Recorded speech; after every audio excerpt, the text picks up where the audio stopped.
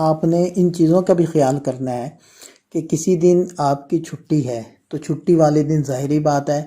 کہ آپ کا شیڈول ایسا بنا ہوا ہو کہ جس کے اندر آپ عبادت زیادہ کر رہے ہوں، یا ہاف ڈے تھا تو اس میں بھی آپ کا جو عبادت والا گراف ہے وہ بڑھے۔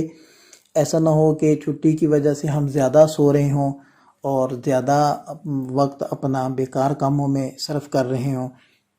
اسی طرح جو آخری عشرہ ہوگا اس کی تاک راتیں ہیں تو اس میں عبادت کا گراف ہمارا اوپر کو جائے، اور اگر کوئی اعتکاف میں بیٹھ گیا پھر تو خود بخود ہی اس کا نظام بن جاتا ہے، لیکن اگر کوئی اعتکاف میں نہیں بیٹھا تو تاک راتوں میں ہمارا اہتمام نسبتاً عام راتوں کی وہ بڑھ رہا ہو۔ اس سارے کام کے اندر ہمیں مسائل کیا آتے ہیں؟ بسا اوقات ہم لوگ کام کو اپنے وقت پر کرنا بھول ہی جاتے ہیں، بعد میں ہمیں یاد آتا ہے کہ ہم نے یہ کام تو کیا ہی نہیں، اس وقت تو ہمیں یاد ہی نہیں رہا۔ تو اس کے لیے ہم ریمائنڈر لگائیں، یاد دہانیاں ایسی لگائیں کہ جس کی وجہ سے ہم لوگ بھولیں نہ۔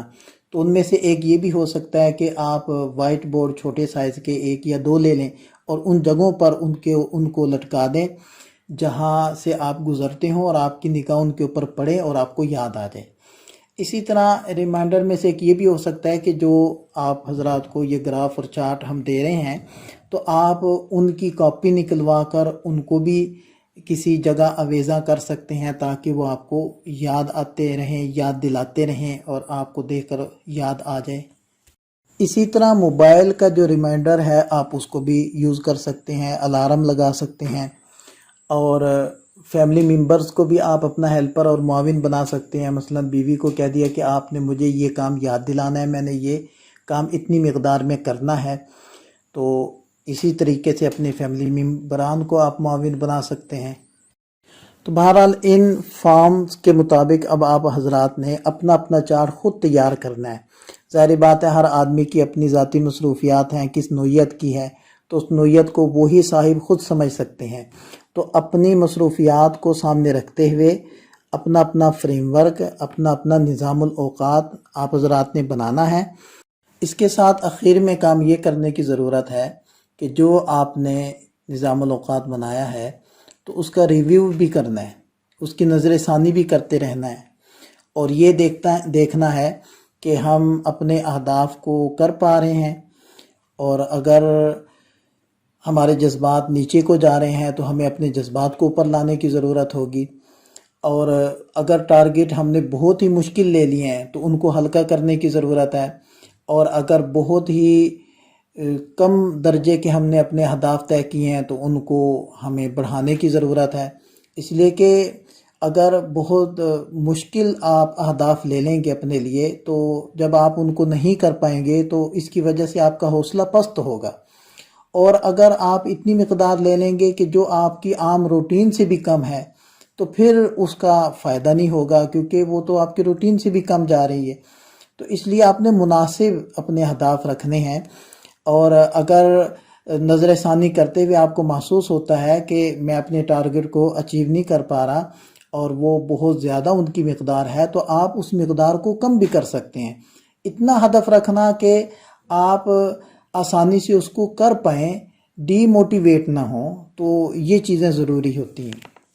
اب یہ جو نظر ثانی ہے ہمارے چارٹ کی، تو یہ ڈیلی بیسس پر بھی ہو، اور یہ اگر اجتماعی طور پر ہو جائے کہ ہم سب اکٹھے بیٹھ کر ہی کر رہے ہوں کہ میں نے یہ کام اتنا کر لیا، اتنا باقی ہے،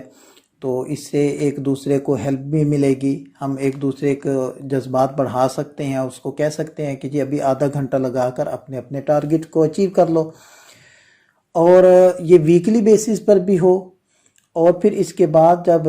آخری عشرہ ہو تو اس کی طاق راتوں کے اندر بھی ہم نظر ثانی کریں اپنے پورے شیڈول کے اوپر، اور خاص طور پر جب لیلۃ الجائزہ ہے، آخری رات ہے، بلکہ عید والی جو رات ہے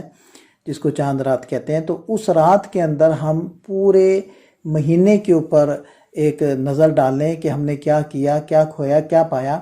اور ساتھ میں پھر استغفار کریں۔ وہ تو رات ہی استغفار کی ہے، توبہ کی ہے، کیونکہ حضرات صحابہ کرام کے بارے میں قرآن کریم میں آتا ہے کہ تتجافا جنوبہم عن المضاجع، کہ ان کی کمریں ان کے بستروں سے جدا رہتی ہیں، یعنی کہ عبادت وہ ساری رات کرتے ہیں، وبالاسحار ہم یستغفرون، اور صبح کے وقت وہ استغفار کرتے ہیں، اللہ تعالیٰ سے توبہ کرتے ہیں، کیونکہ انسان بہرحال جتنی بھی عبادت کر لے اپنے رب کا حق ادا نہیں کر سکتا، تو اس لیے وہ جو لیلۃ الجائزہ ہوگی وہ تو ہے ہی توبہ کی رات، تاکہ جو کمیاں کوتاہیاں ہوئی ہیں اللہ تعالیٰ ان کو معاف کر دے اور ہماری اس عبادت کو قبول فرما لے۔